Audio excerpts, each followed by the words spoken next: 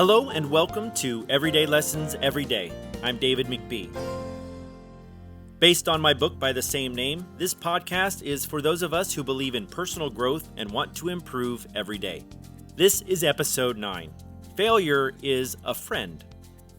I recently dug through my library of self-improvement books and ran across a classic gem, Vincent Peale's The Power of Positive Thinking. Written in 1952, it's like the granddaddy of self-improvement books, with chapters on believing in yourself, how to create your own happiness, and how to break the worry habit.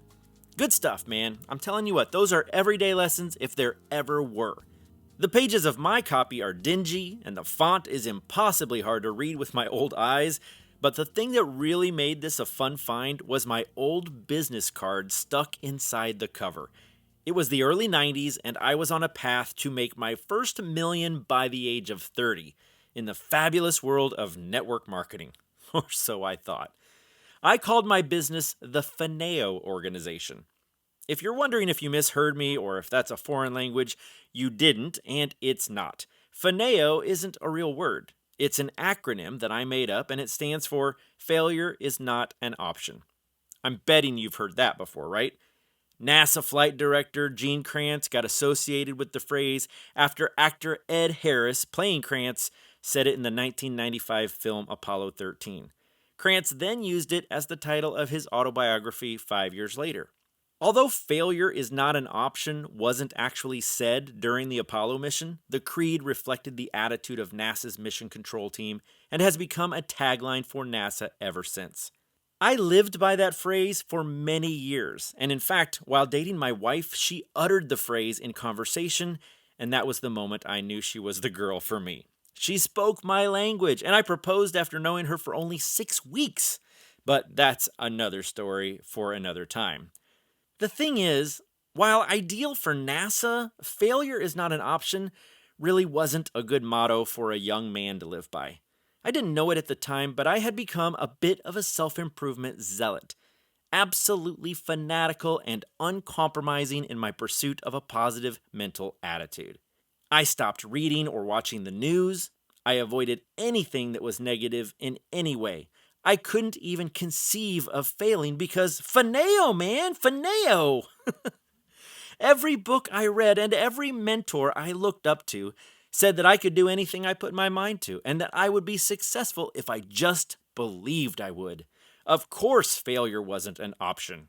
I was such a diehard that I started cutting friends out of my life that weren't on board with my philosophy.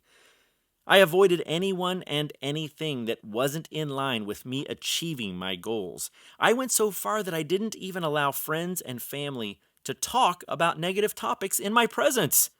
Now, on one hand, you could count on me to always be in a happy mood, so it's not like I was unbearable to be around. Think about that friend you have, the one that changes the subject when you bring up politics.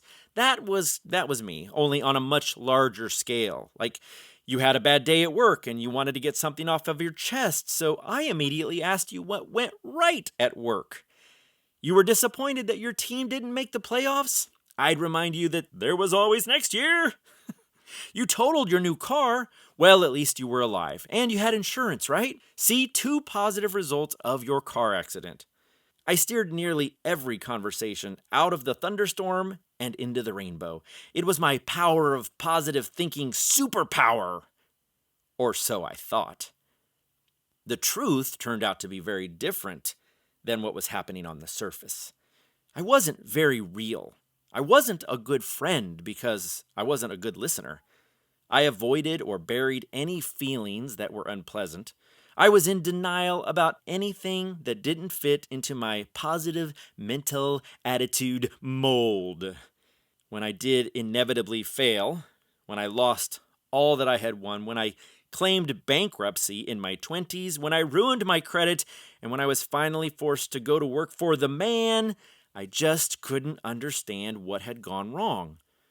Did I let something negative in by accident? Was my subconscious doubting my conscious commitment to success? How could I possibly fail if failure wasn't an option? I lived like that for years, pushing away the negative and touting my mantra.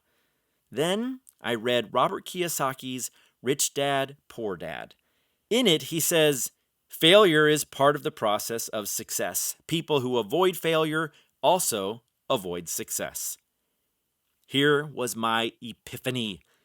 Failure wasn't something to be avoided. In fact, failure was a friend. Failure was a teacher. Failure was essential, and no one who had achieved success had done so without failing. It was exactly what I needed for a little perspective. Of course, failure was an option. In fact, it was an inevitability. So I looked at my failures not as failures, but as stepping stones to success. And that's exactly what they were, and continue to be. My network marketing career didn't make me a millionaire by 30, but it did give me a love for sales. And that led to a successful sales career that resulted in achievement awards and accolades and trips to Mexico and Hawaii and a 6-figure income. That success led to a career training others to sell, and that led to opportunities to speak publicly. Today, I am a professional sales trainer who has spoken to hundreds of small and large groups from coast to coast. Now I'm an author, and I am embarking on a new path, speaking publicly about everyday lessons every day, a topic that feeds my soul and fulfills me in ways that I could never have imagined in my 20s. Back then, during my fineo days, I just wanted to be rich. Today, I am so grateful that I failed in that endeavor. Had I achieved such a shallow goal at a time when I was so immature, there's no way that I would be where I am today. I didn't know it at the time, but failure was my friend. Failure was my teacher. Failure was an inevitability. Had I not failed, I wouldn't have grown, let alone gotten to where I am today. So if you're failing at whatever it is you're trying to accomplish, I encourage you to embrace that failure. See it for what it is.